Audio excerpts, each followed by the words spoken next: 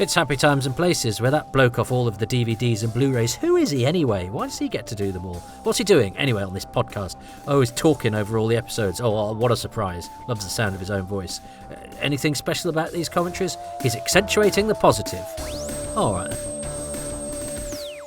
Hello, I'm Ian McLachlan, and I was delighted when I found the Dalek Masterplan was still available to talk about. Well, Happy New Year. That is in the Doctor Who universe when you're listening to this. I'm sure it won't be. As I record this, it's a week late. So this is, 55 years and a week after it was broadcast that I'm watching Volcano, the first Doctor Who New Year's special. I say that as if you've just, I have come off the back of a week ago watching a Doctor Who New Year's special, but you're probably listening to this in the middle of the year, and so me going, oh, the first of the New Year specials. Why are you suddenly talking about the New Year specials? If you're a patron, you are listening slightly closer to that, probably near the end of January, but I'll explain all of that in the closing spiel, because you haven't come here for a plug, you've come here for a volcano. And I will press play. I am watching the loose cannon reconstruction. There are probably other ways to enjoy this if enjoyment is such a thing that can be gleaned from my rabbiting, but I'll leave you to consume this as you will. So let this volcano erupt in 3, 2, 1, and I'm pressing select. Now just go straight into it. Okay, so I'm watching Doctor Who and the volcano. Confession time. Last time I listened to this episode, and I've only done Daleks Masterplan a smattering of times. I really struggled with it. I found the, for want of a better word, guff of the Doctor and the monk on the planet Tygus really tedious. So let's see how much of this episode it takes up. So we pick up without a reprise from last week, because last week kind of never happened. The Feast of Stephen.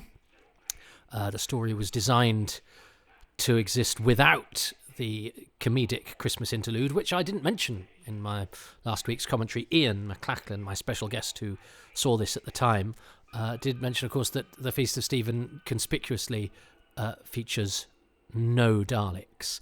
So the last time, if this had been sold abroad, which actually it wasn't, the last time a supposed foreign viewer watched this, the Doctor, Stephen and Sarah were left sort of saying, oh, the atmosphere outside is terrible. So it'll be interesting to see where they pick up. It wasn't particularly well solved. Nice joke about, yes, we're in Liverpool.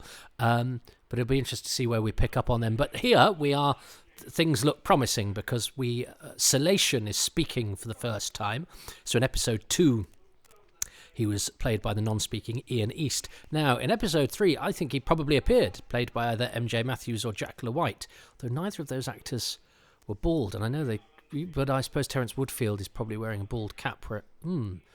I suppose Ian East probably was as well. He wasn't a bald actor later in life. Anyway, but let's see. We won't see. We'll never know. But I believe Salation has been in it twice so far, played by 2 different non-speaking actors.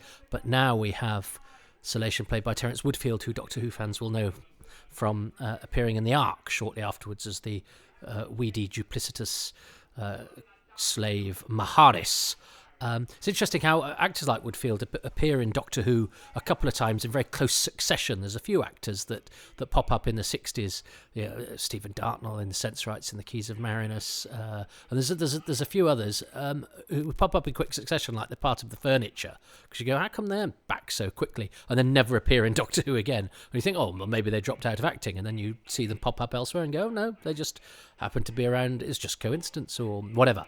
Woodfield you can spot in the Tomorrow People. I say you can spot him. He's in the middle of the centre of a loo roll in the big finale that also wastes poor old Percy Herbert. I can't think what it's called now.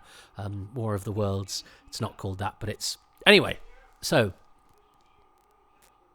here we are with the Doctors. So yeah. So I suppose the viewer would just go, oh, they obviously didn't leave the ship where the planet had that awful atmosphere, and here they are flying through space and time.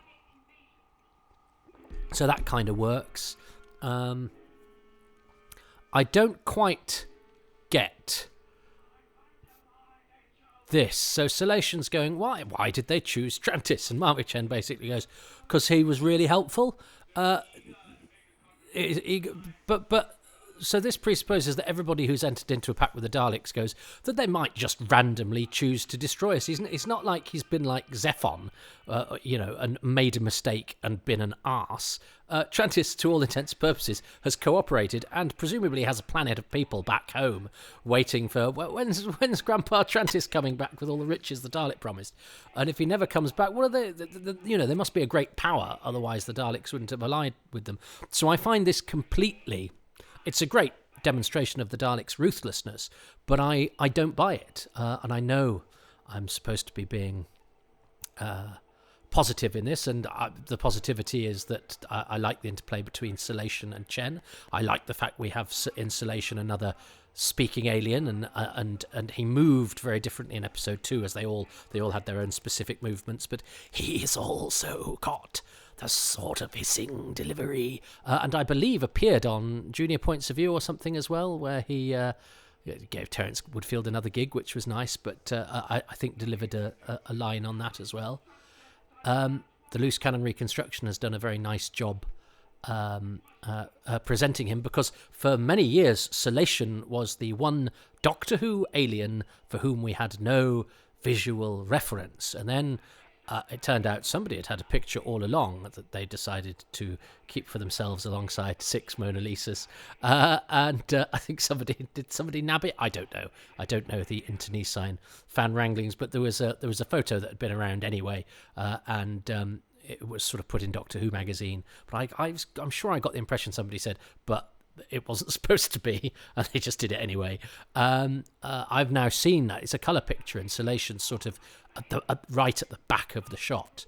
But it means that we had a picture of Salation. I remember seeing it in Doctor Who magazine, going, "Where the hell did they get that from?" Because I don't hang around in the bowels of fan photo research. That makes it sound like a terrible place where all sorts of unseemly people hang about. I didn't mean to. I love it when people turn up photos we've not seen before, but I'm also slightly askance that there are photos that people have that they don't want people to see. But as I'm not fully up to speed with that world, I will not cast aspersions or throw any stones, because I don't know the exact situation. But my understanding is that there are some photos in private hands that I don't know what they're waiting for. Anyway, but I as I say, I like the fact that the story is returning to the delegates, but why haven't they? Marvick Chen's the one that's screwed up. He's given them the wrong Terranium core. They go, but you're played by a charismatic actor and are supposed to be in all 12 episodes. But because especially as the experiment doesn't work on Trantis, who again has done nothing wrong, and so in the end they just and the script says, I think, he comes out and he's relieved that the experiment hasn't worked, and they kill him anyway. Now again, that is great for displaying just how ruthless the Daleks can be, but it means that I don't know why any of these people are collaborating with the Daleks, or even how that works. Now, it may be they've got in too deep, and oh dear, but I suppose you could say, the Daleks don't need to be manipulative because they're just ruthless. So if they decide to kill one of their allies, they will. But I don't know. When David Whittaker's writing the Daleks, they're very, very cunning, and I think that seems to work slightly. It just appeals logically to me a bit more. Here's a moment here for Marvick Chen where he witnesses the death of Trantis, and again, that's just chipping away at his mental armour. I sort of lost faith in my argument as I made it about how unhappy where I am with the treatment of Trantis there. So maybe it is just that they double cross everybody, and that's what makes them ruthless and unkind. So maybe it works, but it's I don't know. I'm not sure I'm 100% convinced by that, but I'm not as cross with it as I was coming into this, maybe. Now, here's the cricket match, and in some of the documentation I've seen of this, there are extras listed as playing the cricketers, but as far as I can ascertain, the cricket is stock footage, and they even get a board. They wanted a board from the Oval, didn't they? Because that doesn't show the names of the players, something like that. And as a great fan of cricket, in fact, I've done a double podcast on the history of cricket in Doctor Who. Do have a listen to Indefinable Magic. This is beautifully done on the loose cannon reconstruction, where we see the TARDIS and a cricketer looking a bit perplexed. But I believe in the actual episode you just heard the TARDIS, and it's, you have to leave it to their imagination, and it's seen through the eyes and enunciated by the two commentators, Trevor and Scott. Trevor, played by Roger Brierley, Drathro, with whom I was once in a movie, and he told me that he remembered William Hartnell had a chair that nobody could sit in. That is a common memory from people in Doctor Who at around this time. And Scott is played by Bruce Whiteman, but not in the loose cannon reconstruction. I love loose cannon; they're very, very good, and they pay very close attention, even getting the right extras in the back of scene. But they've made a rookie error in this, because Scott is played by Bruce Whiteman, who's also in The Crusade, and plays an RT operator in episode 1 of Terror of the Zygons. But they've used a picture of Hugh Martin, who plays Munro in episode 1 of Terror of the Zygons. Munro is an RT operator, but he's the one who's there at the beginning, who then gets washed up on the shore, and we learn his name. He is Munro. The RT operator appears a bit later and just gets smashed up in a rig, and we never see him again. And that's the one that is played by Bruce Whiteman. So it's an understandable mistake, yet nonetheless it is one. And I only point it out because I know that I'm going to struggle as this episode continues and gets us to the planet Tygus.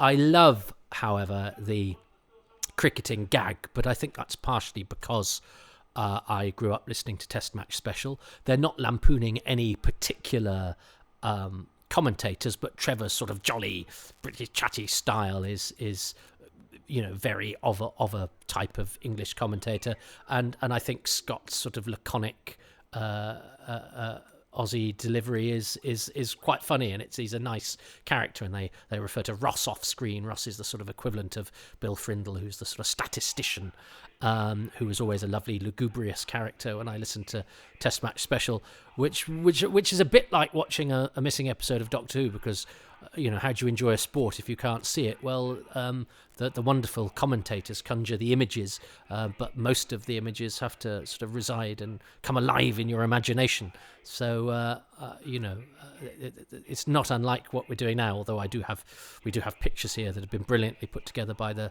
loose cannon team, and more than one should expect, considering there are no telesnaps from these episodes. And this moves along nicely. So I like the cricket gag, and the cricket gag is particularly good because the TARDIS lands and they just sort of take it in their stride slightly, and then the TARDIS takes off again, and they just sort of go, oh, right, and on with the cricket. And the cricket, I think, was being played in Australia rather than in England at the New Year. But there's all about that in my cricket Indefinable Magic, where I go into that game in quite a lot of detail. Now we're on the planet Tygus, and we have less than a second of moving footage of the volcano. I don't know why that survives. Again, I'm sure there's information out there about why it survives, but we have a little bit of a film trim and we've certainly got a photo, haven't we, of the model footage, and they did use some stock footage, and probably knowing loose cannon that they're using the same stock footage that was used. But this is lovely, and again we've gone from Planet of the Invisible People. Invisible people were quite a cool thing when I was a kid, to that was an exciting, just in and of itself, something being invisible, in the same way that volcanoes were pretty cool. Lava, deadly lava, that's amazing. So these things that blew up and were natural, but that produced this stuff that could sort of burn through buildings and swallow people up, and it was moving fire basically. Very, very exciting. And I used to avidly read about Krakatoa and those sorts of natural disasters, which were the stuff of movies and adventures. And the monk has arrived. Now this is fun, isn't it? Because the show is getting some sort of continuity beyond.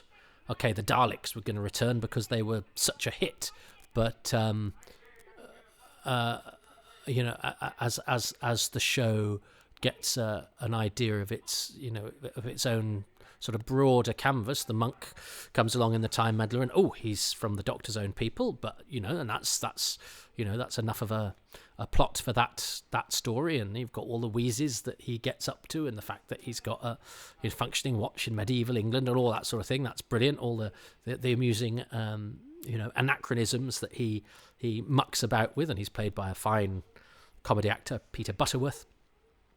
But then the fact that he comes back in this, is rather exciting for the show, I think, and it's nice for the character. And Butterworth, we sort of sometimes we rather forget that he's the first sort of recurring villain, which is fabulous, because Peter Butterworth is great. He was brilliant. His arrival was brilliantly done on this Loose Cannon podcast, where they sort of superimposed him opening the TARDIS from a different piece of footage, but putting it onto the planet. That was really, really well done, because his TARDIS is disguised as a boulder in this episode, I think. And fortunately, he does a lot with the TARDIS in the Time Meddler, so we've got lots of pictures from that to represent what he does here. And his great plot in this episode is to fiddle with the TARDIS lock, and then the Doctor has to somewhat tediously undo the fiddling in a way that gets no satisfactory explanation whatsoever, and then we can move on with the adventure. But I actually seem to recall it taking up much more of the episode than it did last time I listened, but we've actually got through quite a lot. We've had the action with Trantis and Salation, and moving the Dalek plot on a bit, which is nice, and the Terranium core, and of course they have to embark on their chase again because they didn't, as they thought, have the Terranium. We had the lovely cricket match interlude, and now we've got what the episode title tells us we have to look forward to is the volcano. And of course, this has all come because an original 6-part Dalek story has been broadened out to 12, and so Dennis Spooner is now on the writing team. So I've not seen the earlier drafts of these episodes. I listened to a podcast the other day from the team behind Dalek 6388, which is Gav Rymel and John Green, and there are other folk on that podcast as well, and they're talking about the original storyline for when this was a 6-parter. Well, I've not seen that, and it seems to be, from what I gather and what I can make an educated guess at, is that it's the first 4 episodes and the last 2. It's the stuff all about delegates and space security and all of that business. And then when it was ordered to be turned into 12 episodes, you get this extra sort of the Chase 2. This time it's in different places and sometimes for slightly longer. Written by Spooner, which I have to say, although it gives it the epic sort of scope, the story doesn't gain an awful lot apart from the fact that we get the monk again, which is joyous because Peter Butterworth is fantastic. And also we get the fact that when we get to episodes 11 and 12, they come at the end of a 3-month journey through time and space and peril, and really earns what are, I seem to recall, and I'm looking forward to getting to them again, 2 absolutely magnificent episodes of Doctor Who. And I quite like the fact that the monk is rather pesky, although of course if he succeeds in his plan to lock the Doctor and Stephen and Sarah out of the TARDIS and they can't get back in, they could die there. So, but he's not prepared to do the killing himself. He's not that kind of villain. I love this little bit of. I'm assuming the volcano stuff that I can see at the back here is the actual bit of footage. Glorious. Just a snippet. I get so excited by less than a second's worth of material that's actual, genuine material from a missing episode of Doctor Who. So Doctor Who is now going to do something with his ring that opens the TARDIS, and then they're going to go inside, and Stephen's going to go, so what did you do? Or Sarah's going to go, what did you do with the ring? How did you solve this terrible problem that was set for you by the monk? And he's basically going to go, well, the sun's got some technobabble, and this ring is technobabbly ring, technobabble. And everyone goes, okay, then, I'm afraid that is simply unacceptable. It really is. It's basically a way of going, I've set up some jeopardy, and I'll get out of it.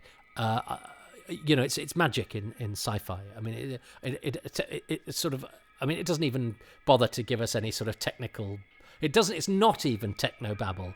It's vagobabble, because he just goes, the sun's got some properties and this ring's got some other properties. It doesn't even condescend to give it a name. It doesn't even say, I refracted the plasmic refractations of the sun's beams, and that set up a warble thromble in the lock mechanism that was exacerbated by my ring's crimbly bang bongs, which sounds ridiculous, but it sounds better. But I just made it up off the top of my head, and it sounds better than what you get in the script. Love this model shot of the TARDIS taking off. Sorry about that. I love it so much. I banged the microphone, and the little bit of footage that we have that is I think, a slowed down loop of that split second that we have. But he does a lot of shouting into space, the monk. But he's great. He's glorious. So it's nice to have him back. A little side note, as I've given away what happens in this scene, which is basically a very poor explanation, is that I always thought, and as I record this, I've just released an indefinable magic called You Say Potato, I Say Sontaran. I think that's the title I went with in the end. And it's about things that were pronounced, that I pronounced wrongly until I heard them, like crinoid, I thought was crinoid, etc. And I've had a few people send in theirs as well. Logopolis has been Logopolis, and Logopol, Sontaran and Sontaran. But I always thought I had a cousin called Sarah. I still have. And so I always thought it was Sarah Kingdom, because Sarah was spelled S-A-R-A, and Sarah, whenever I'd seen it, was S-A-R-A-H. So for me, for years, she was Sarah Kingdom, until I actually saw Daleks Masterplan for the first time. Now, I understand it, there are Sarahs, S-A-R-A, and Sarah is a much less common name, but in a part of my brain, she will always be Sarah Kingdom, and that's an acknowledgement to my cousin Sarah, who will never be Sarah, because she's not, she's called Sarah. So I don't know how that works, but there we go. Is there anybody else out there for whom she was a Sarah Kingdom?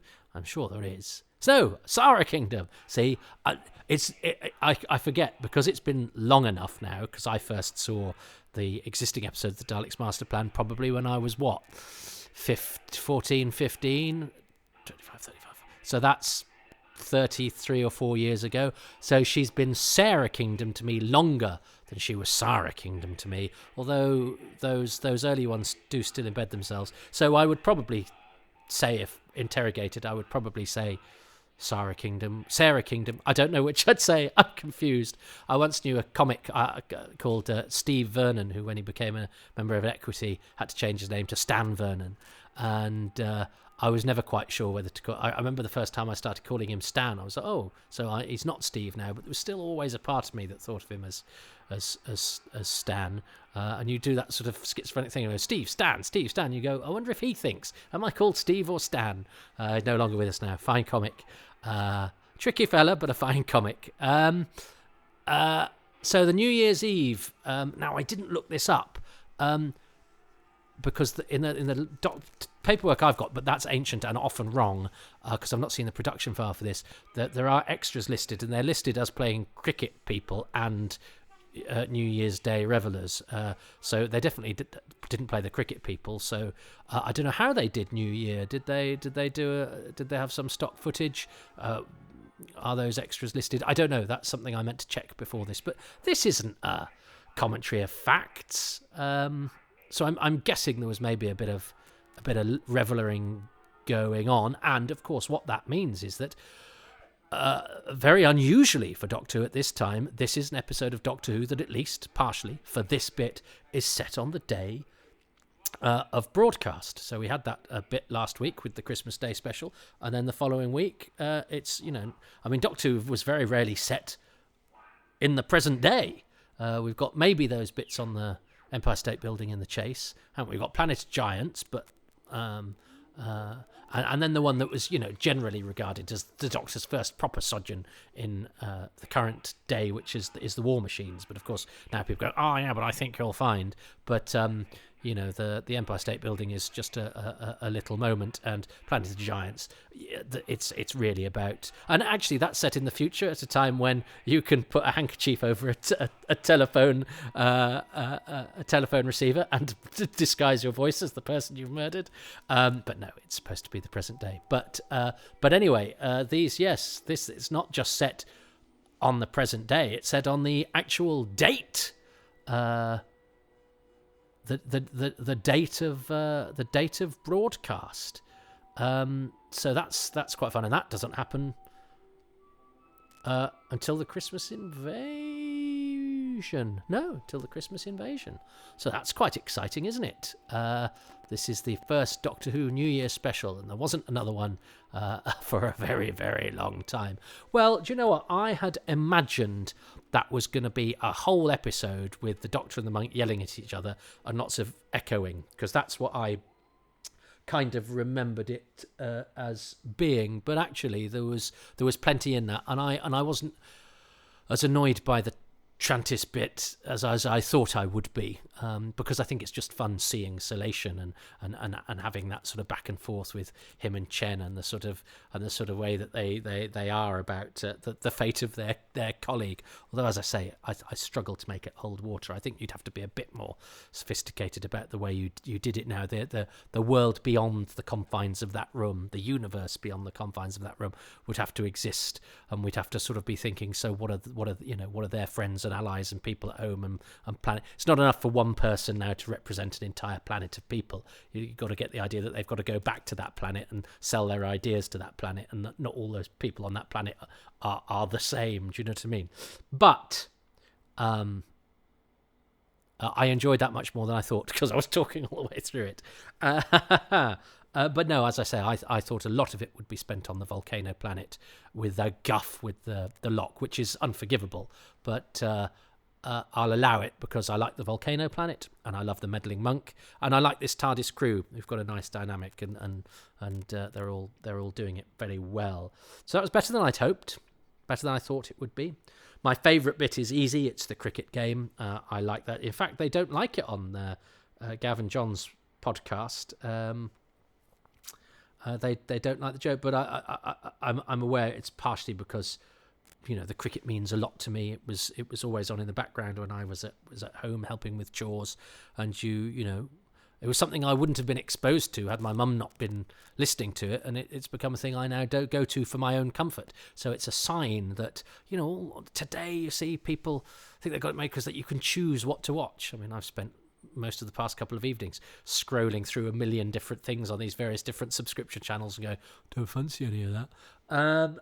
Whereas I had to listen to something because it's what my mum was listening to, and I found something within it that I really enjoyed and ended up being an acolyte of it. So it just goes to show having everything we want, or we think we want, on a plate, and being given all the choice in the world actually doesn't necessarily lead us to the thing we like, any more than actually having no choice or a limited choice and having to choose from those limited choices and finding something that you fall in love with that you never would have got to on your own. And that's a reason to force everybody to watch Doctor Who until they learn to love it. Anyway, I'm going to choose the cricket match. What is the lovely Ian K. McLachlan, who I think is a reverend. I think he is a holy man. And he's certainly somebody who deserves reverence from we Doctor Who fans, because in the early days of Doctor Who fandom, he was one of the spearheads making contact with people from the show, and so has some of the few letters in existence from people like William Hartnell and Patrick Troughton, and he's a lovely man, as I think you can tell from the way that he's approached and tackled this epic story that he loves, but has to point out it's his second favourite story. Right, here we are. Here's Ian on a volcano. Then we have Volcano. Now, there's a scene at that when the cricket match is going on, and that I would pick as my favourite part of that episode. The comments of the police box suddenly appearing there. It was strange that the Doctor had kept on wanting to get back to Earth in the 1960s. It was probably around that time that the TARDIS landed in the middle of a game of cricket. But you got the commentators commentating on it. That happened, you remember what happened in the Faceless Ones when the TARDIS appeared on the runway at Gatwick, and that was, it was the TARDIS in an unusual place, and that's what's interesting as well. So that's Volcano. And he raises a very interesting point there. Well, he leads me to a very interesting point, of course, is that the Doctor doesn't appear to know what's going on with the cricket, and Stephen and Sarah don't either. And so what that essentially says is that from where Stephen and Sarah are from in the future, cricket no longer exists.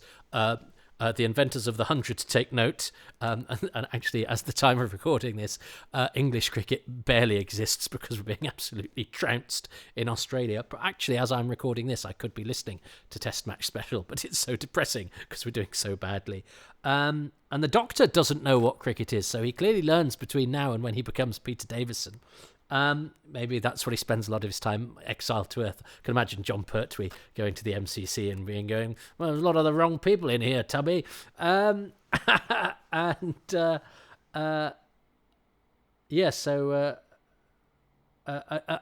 also in the episode, and that heightens the Doctor's alienness, doesn't it? The idea that he doesn't know what cricket is. They quite like doing that, where they go, Doctor, here's a thing, and he knows so much about so many different things and understands different worlds and different timelines. Then we'll go, here's a thing that we all in the 20th century know, and you go, I haven't got a clue what that is. And that's lovely because that reminds you that he's an alien and he's sort of aloof from us and detached from us, and some of the things that we take really for granted, piffling trivialities or not even on his radar. And of course, it's in that episode when Chen's talking to Silation, isn't it? And the Daleks, and they say, the people with the Terranium core, they're from Earth. And Chen goes, well, no, two of them are, but there's this other geezer. He's just disguised as someone from Earth. And again, it's a re-emphasis that the Doctor, is alien. He's not some eccentric Earthman, and he's not. It's not even that. Well, we'll call him an alien, but essentially, he's your mad uncle.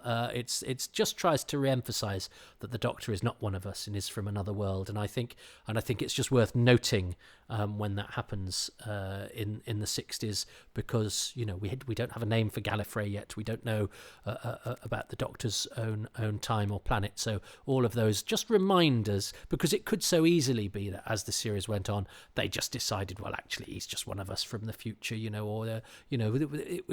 it was an undiscovered country that we didn't know the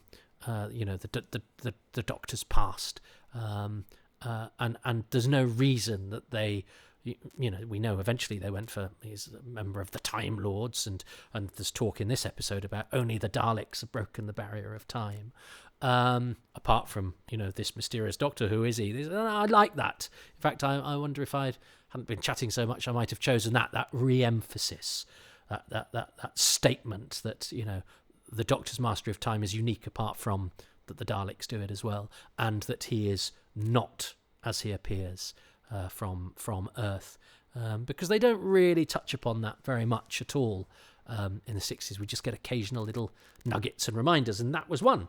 So in an episode that is much more interesting than I'd thought it would, much more to talk about than I thought, which is a relief for me, but probably a pain in the ears for you.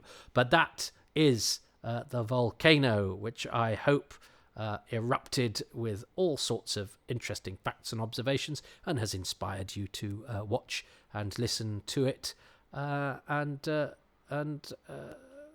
find some nuggets within. So I'm going to now go and I'll probably do the next episode, Golden Death, because that was recorded 55 years ago today, so it seems appropriate to do that, but it will be released in the next slot, so you will have to wait for that.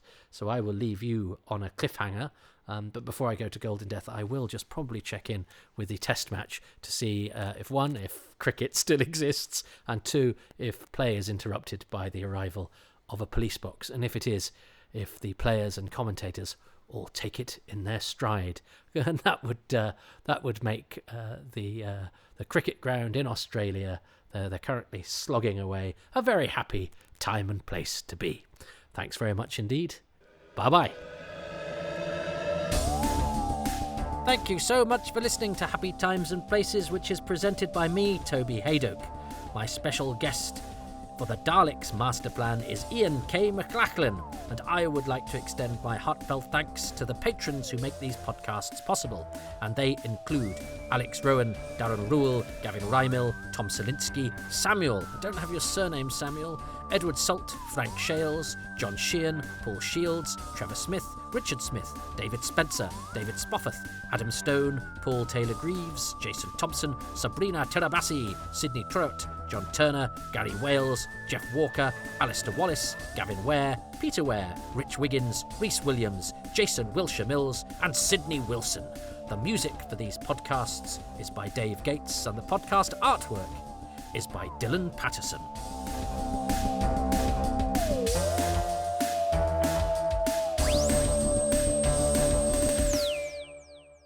Well, thank you to those I mentioned and to all of the other patrons. They became contributors by going to patreon.com/Toby Hadoke, where for as little as £3 a month, I mean, it goes up, you can pay whatever you like, I'm not going to turn down any amount, you can get access to advance releases. Gosh, if you're listening to this when it went out on iTunes, the joy. Imagine the joy you could have had if 5 months earlier you were listening to it when all the patrons are. You get advanced material, you get special access, you get bonus features, all sorts of stuff. For as little as £3 a month, most of the bonus features are available, although there are a couple of little carrots dangled as you ascend further up the ladder. But you get a 10% discount however much you commit to if you sign up for a year in one go. So is that worth the risk? Seems to be. There's still plenty of episodes to commentate on, and I don't have a social life. I've not been invited to many discos. So that's patreon.com/Toby Hadoke. Or if you don't like doing a monthly commitment, you can go to ko-fi.com/Toby Hadoke and do a one-off payment whenever you like. I'm also a stand-up comedian. I know the evidence is thin, but I am every Tuesday at XS Malarkey Comedy Club in Manchester, which kicks off at 8 p.m, and that's me emceeing at least 4 comedians from the national comedy circuit. We often have special guests.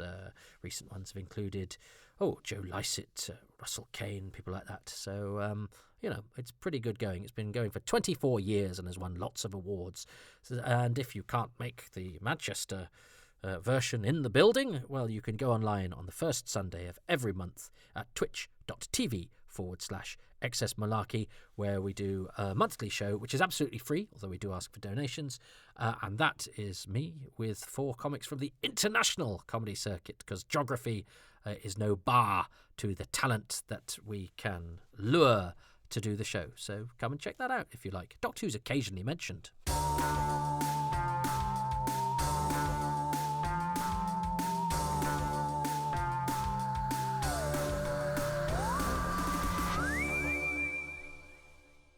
It actually genuinely makes my brain itch about doing the beginnings. I did a fairly sort of glib, silly one for the beginnings, because part of me goes, no, every intro should be the same, where I explain what Happy Times and Places is, so that if anybody jumps on board at any point, they get the same, a bit like the beginning of The Prisoner, where you get this, although of course it's different voices, isn't it? Because they start off with the actor playing number 2 doing it, and then they decide that's too much to ask. So Robert Rietti just does it for most of them thereafter. But do you know what I mean?